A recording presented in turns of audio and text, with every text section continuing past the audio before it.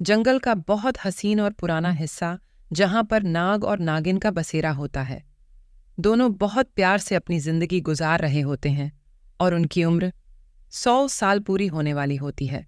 एक दफा 100 साल पूरे हो गए तो वो अमर हो जाएंगे और उनको कोई नहीं मार सकेगा। वो दोनों बहुत खुश होते हैं क्योंकि उनका सफ़र अब ख़त्म होने वाला है और उनका प्यार हमेशा के लिए अमर हो जाएगा। लेकिन उनका ये सफ़र आसान नहीं होगा क्योंकि किस्मत उनके रास्ते में मुसीबत का पत्थर डालने वाली है। हमारे इस धरती पर 100 साल पूरे होने वाले हैं नाग जी। अब हम अमर हो जाएंगे और हमेशा के लिए साथ रहेंगे। हाँ नागिन, ये वक्त हम दोनों का है, कोई हमें अलग नहीं कर सकता, बस कुछ ही दिन और। लेकिन एक दिन एक जवान लड़का जंगल के उसी हिस्से में आता है और नागिन को देख लेता है। नागिन की खूबसूरती उसे अपने जाल में फंसा लेती है। वो लड़का नागिन को बहुत पसंद करने लगता है। अरे ये कौन है? एक इच्छाधारी नागिन? ये तो बहुत खूबसूरत है। ऐसी खूबसूरती तो मैंने कहीं नहीं देखी। वो लड़का हर रोज उसे देखने के लिए जंगल में आने लगा।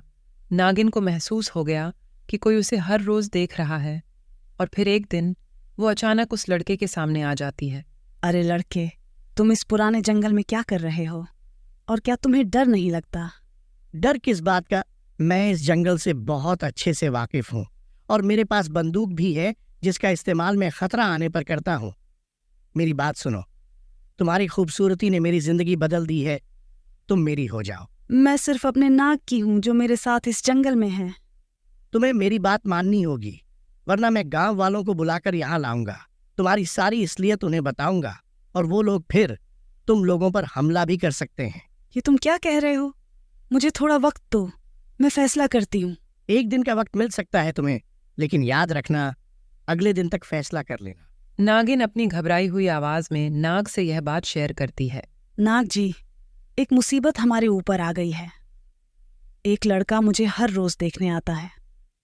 उसने धमकी दी है कि अगर मैं उसकी ना बनी तो वह गांव वालों को बुलाकर हमें मरवा देगा। ये इंसान हमेशा हमारे बीच में दुख डालना चाहते हैं। हम तैयार हैं जंग के लिए। वो लड़का अपनी मौत के करीब है, अब हम उसे नहीं छोड़ेंगे।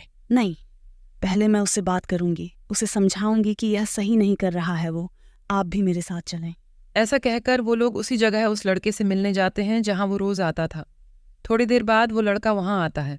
अच्छा, तो यह तुम्हारे साथ नाग है? तो फिर क्या सोचा तुमने उस बारे में जो कल हमारी बात हुई थी? देखो लड़के, तुम एक इंसान हो, तुम्हें समझना चाहिए। और दूसरा, मैं पहले से नाग के साथ हूं, तो तुम इसे कैसे सोच सकते हो? लड़का थोड़ी देर गहरी सोच में चला जाता है, जैसे उसे नागिन की बात सही लगती हो, और बोलता है, ठीक है, मैं समझ गया हूँ, लेकिन तुमने सही कहा कि नाग के साथ तुम्हारा रिश्ता पहले से है। मैं तुम्हें और तुम्हारे नाग को परेशान नहीं करूंगा। अच्छा तो ठीक है, मैं समझ सकता हूँ, लेकिन क्या करूं, मैं तुम्हारी खूबसूरती बर्दाश्त नहीं कर पा रहा। चलो ठीक है, लेकिन मैं फिर अक्सर इस जंगल के हिस्से में आया करूंगा और जब मुझे देखोगी तो चौंकना मत। अब मैं चलता हूँ। ऐसा कहकर वो लड़का वहां से चला जाता है और नाग और नागिन राहत की सांस लेते हैं। लेकिन यह सब उनकी भूल थी, खतरा टला नहीं था। वो लड़का अब लगातार वहां आने लगता है। ये नागिन मुझे बहुत पसंद है, लेकिन मैं करूं भी तो क्या? अगर मैं गांव वालों को बोलता हूं तो वो इन्हें मार देंगे। मुझे तो कुछ हासिल नहीं होगा। मैं ऐसा करता हूं कि गांव वालों को बुला लेता हूं और सिर्फ नाग को किसी तरह मारूंगा, क्योंकि गांव वालों से लड़ने के लिए नाग ही आगे आएगा।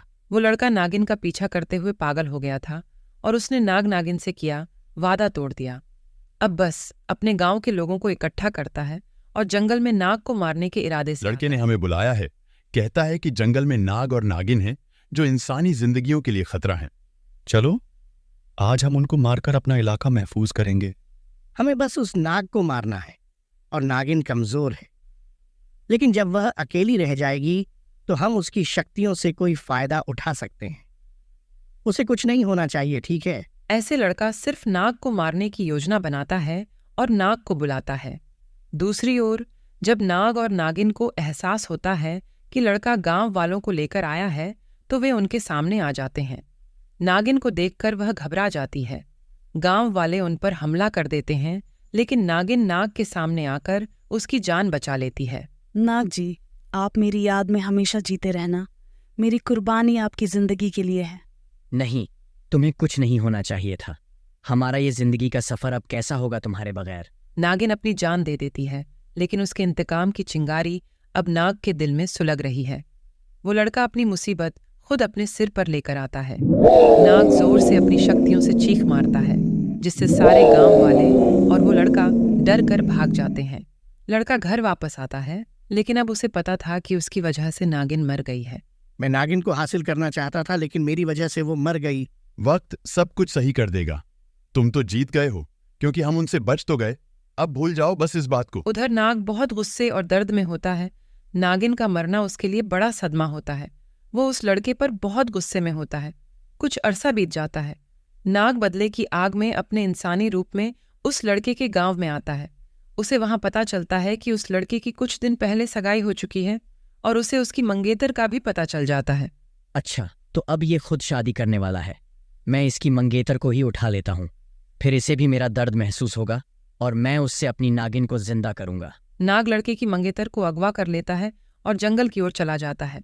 ये सब क्या हो रहा है? मुझे छोड़ दो। तुम्हारा मंगेतर मेरी नागिन को छीनकर अपने आप को बचाना चाहता था। अब तुम उसकी सजा हो। उधर जब लड़के को पता चलता है कि नाग उसकी मंगेतर को अगवा कर ले गया है, तो लड़का नाग से अपनी मंगेतर को वापस लेने के लिए आता है। मुझे मेरी मंगेतर वापस दो। तुम्हारी जंग मुझसे थी। अगर तुम अपनी मंगेतर को सलामत चाहते हो तो अपने हाथों से खुद को मार दो, तभी तुम्हारी निजात होगी। नहीं, ये मैं नहीं कर सकता। लड़का नाग पर वार करने की कोशिश करता है, लेकिन वह खुद ही सीधे जाकर गलती से अपनी मंगेतर को मार देता है। अब नाग वहां से चला जाता है। वह सिर्फ लड़के को मारना चाहता था, लेकिन अब उसका बदला पूरा हो चुका था। यह तुम्हारी सजा थी। अब तुम अपनी जिंदगी अपने हाथों से बर्बाद कर चुके हो। जंगल का मंजर फिर से वही पुराना होता है, लेकिन नाग और नागिन का प्यार अब अमर हो गया है, और इंसानी फितरत हमेशा इसी तरह जंगल के आंगन में अंजाम से दो चार होती रहे।